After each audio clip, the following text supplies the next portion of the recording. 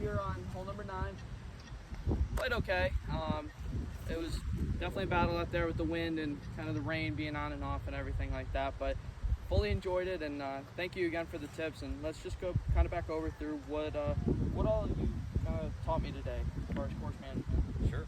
Yeah, so I like to, going back to first hole, talk about intermediate targets. I think intermediate targets are super helpful for starting your golf ball off the right line, and then from there we'll kind of worry more about the club face. But if you have good intermediate targets, it's going to produce a better, more committed golf swing.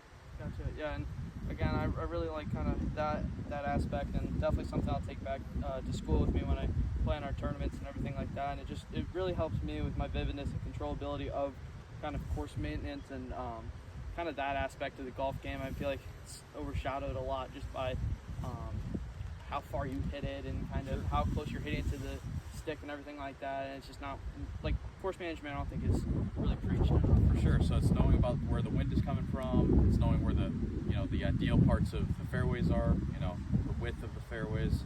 Where certain bunkers come into play. If you can pick good targets and predict where the miss could be, that's how you're going to start playing better golf. And then we're going to fast forward to hole 2. Found myself in the fescue, second hole into the round, and kind of just didn't want to get the round off track with that. So we went in, kind of talked through it, and again, let's reiterate kind of everything that you taught me there. Sure, yeah. So when we're in the fescue, the first thing we're trying to do is read how good or how bad the lie is.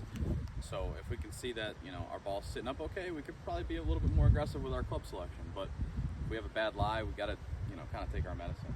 Yeah. And if anything, we're going to open that club face a little bit because we're sort of thinking that the fescue could close our club face because it's going to hit the shaft, or maybe just take a little less club, go from a 7-iron type club to a wedge type club. I think that was just my biggest kind of lesson overall today, is just really taking my medicine in that sense. And I feel like, again, I've explained on hole number 2, I just love trying to hit that hero shot and stick it on the green and have that great birdie. But you know what, sometimes a par can be a birdie in that sense, and I feel like that's kind of the biggest thing I have to kind of start getting into my mind throughout my rounds now. And yeah, and I mean, we have enough fescue out here, so definitely that lesson today is going to go miles for me in kind of future rounds here with everybody. So pleasure, and thank you again. Yeah.